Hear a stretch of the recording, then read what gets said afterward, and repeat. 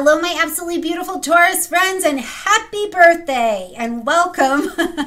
It's birthday month. I'm very excited. I too am a Taurus, so I feel like we've been revving up as much as Taurans like rev up, to come into this season. We have also got an eclipse happening this month, Taurus. Mercury's going to go retrograde in your sign, so there's some beautiful review to get done. You're maybe making some different decisions, making some different moves, and I am here for all of it for you. And I am particularly excited about this month, Taurus, because we've got Mars like really all the way out of that post-retrograde shadow time. So some of the energy to move, to make decisions, to all of these things are really back on the table, and we feel like we have the gusto to be able to do it. So whatever is going on for you, however the energies have been manifesting, I just want to hold you for a minute in this video, send you some love, and say happy birthday.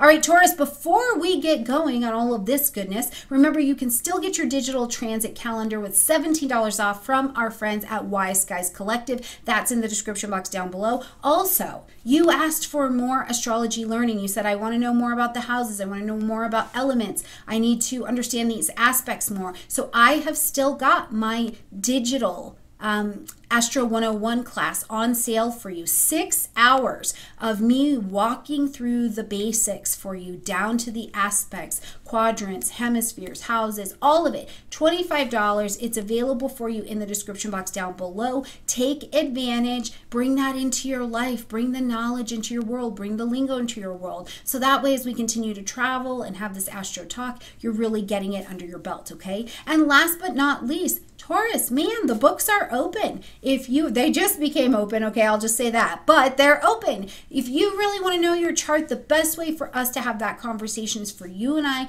to sit down and peel through that chart together and really look at the specifics for you. You can find out absolutely all of that in the description box down below. If you want to know who this video is for, who you should listen to it, sun, moon, rising, that's also in the description box down below, my beautiful friends. So anything you want to know or you need is down below.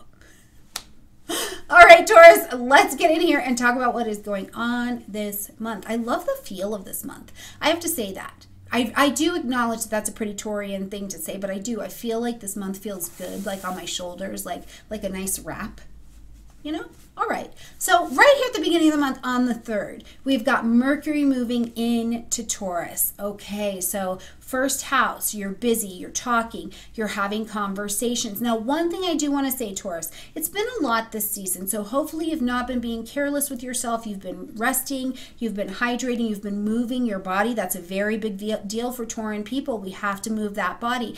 But one thing I do want you to be mindful of is that all the way until June, as Mercury's traveling through your sign, I want you to be mindful of your neurological system. Taurus, if you need to put that phone down, turn that digital class off for a minute, even mine, right? Turn it off. Let your neurological system rest. Get yourself into a dark space and just sit and just be there for like 10-15 minutes. Take a nice warm bath in Epsom salt, and if you can sweat, if you can do a little sauna, and then you can sweat that energy out, right? Let that Epsom salt take it from you, because Mercury in Taurus it can be a lot. Your Earth, right? You've already got Uranus over there shaking you, not stirring you, which is great because it's bringing change and innovation and all of these wonderful things that you would have never taken advantage of, right? But also, I just want you to care for yourself this month, care for your body, while we're also taking advantage of the fact that you might be talking, traveling, speaking a lot. You've got a voice, you've got some influence, you're doing these things. It's very mercurial energy, but expect to be busy. Expect to be answering those texts, those emails, those phone calls, writing that whatever is going on, because that's the energy of Mercury. But also remember, what you think about yourself, Taurus, will become as equally in a highlighted stage as we're going to experience this Mercury retrograde as well, okay?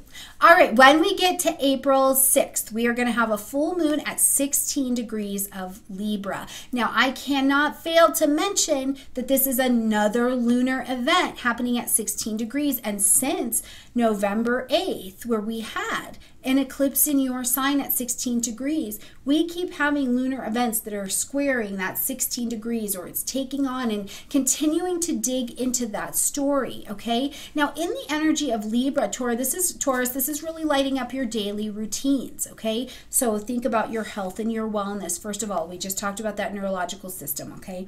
Health and wellness, the mundane things. How do you take care of your teeth? How are you taking care of your hair? How are you taking care of your body, right? Also, are you a caretaker of someone in your daily routine? What's going on with pets? What's going on if you're a freelancer, work and projects and things like that, okay? Now, this particular full moon is asking you to end something, acknowledge something, or adjust something, because maybe something is out of balance, Libra, right? It's not balanced. There's too much we, or there's not enough we, and there's too much me. Okay, so I really want you to take an opportunity and look into your daily routine, Taurus. You are capable.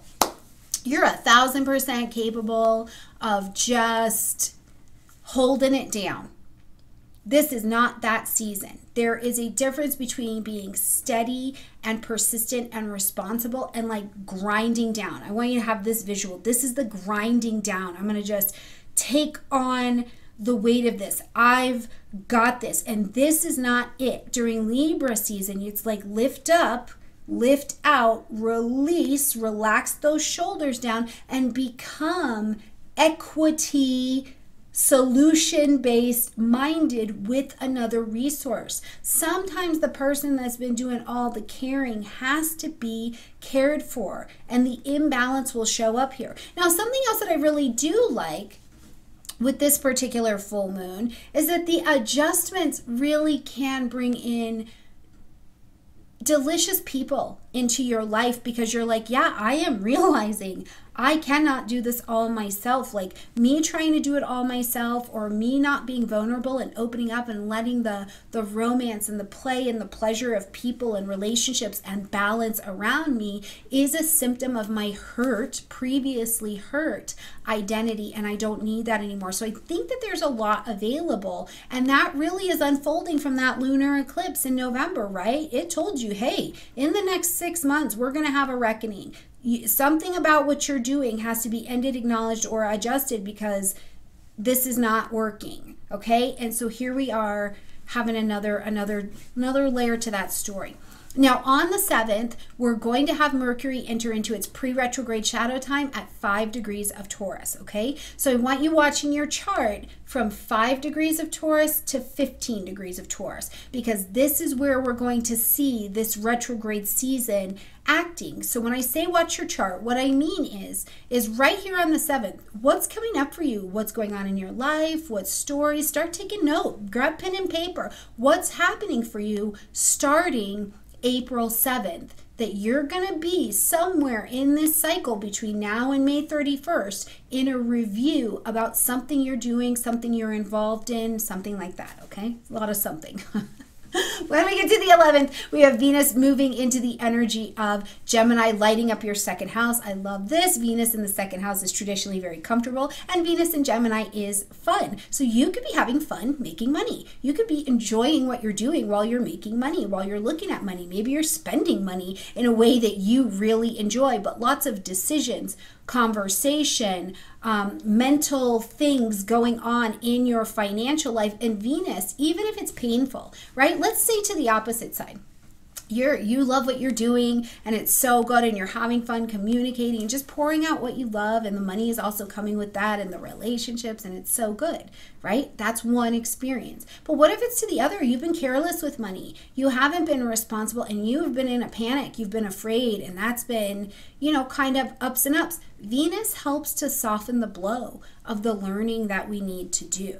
It really, really does. So let's say you found out you got all kinds of debt and you've got to get busy paying that back. First of all, don't avoid it. Venus and Gemini will help you. It's a salve to help you sign that contract, make that agreement, make that payment arrangement.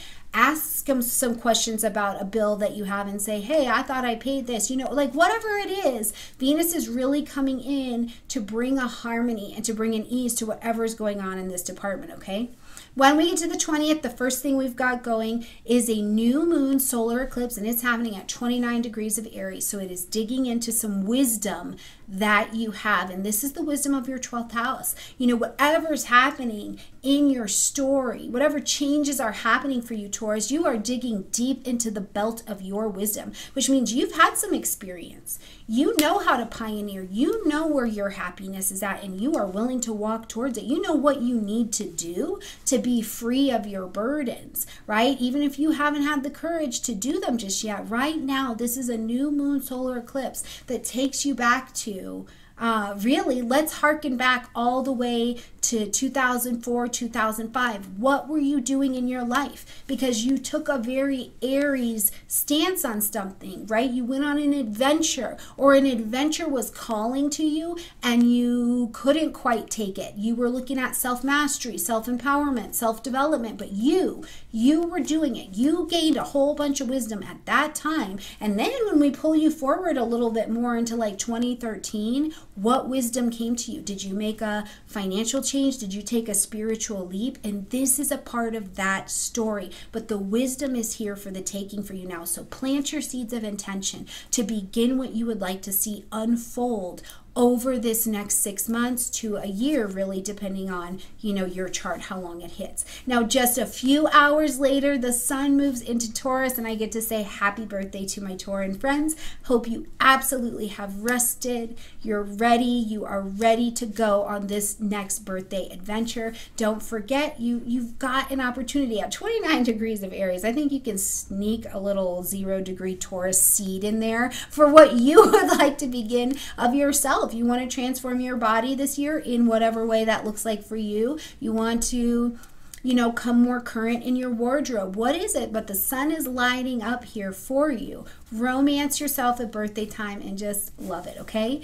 Just a day later, we're going to see Mercury now take its retrograde in the energy of Taurus at 15 degrees, okay? So as Mercury is in retrograde, we're reviewing.